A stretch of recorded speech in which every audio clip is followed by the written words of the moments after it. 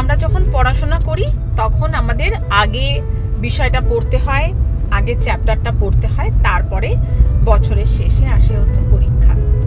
কিন্তু বাস্তব জীবনে এরকমটা হয় না। বাস্তব জীবনে হয় আগে পরীক্ষাটা আসে, আগে আমাদেরকে পরীক্ষা দিতে হয়, কঠিন পরীক্ষা।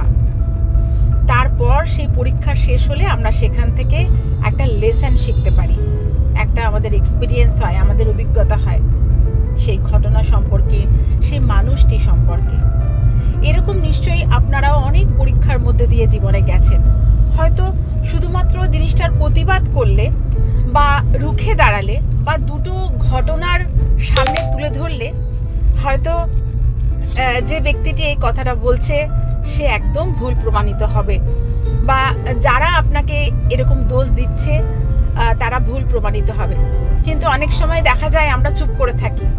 এর কারণ কিন্তু যারা প্রতিবাদ করলো না তারা হেরে গেছে এরকমটা নয়, বা তারা বোকা সেরকমও নয়, বা তাদের কান পর্যন্ত খবরটা পৌঁছালো না আপনার এই কুৎসার বা আপনাদের এই বিদ্রোহের এবং তাকে ভুল প্রমাণ করার চেষ্টার। সবই তার কানে গেছে, সে সবই বুঝেছে, শুধুমাত্র সে মানুষটাকে ভ্যালু দিয়েছে।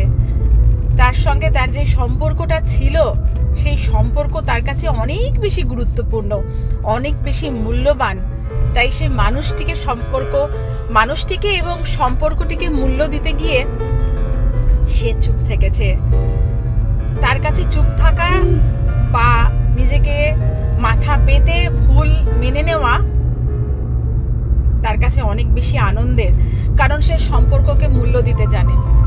এরকমই থাকুন, সব কিছুর প্রতিবাদ করার, সবার সব কথার জবাব দেওয়ার কোনো দরকার নেই। সম্পর্ককে মূল্য দিন। সম্পর্ক হলো আমাদের বেঁচে থাকার রসদ।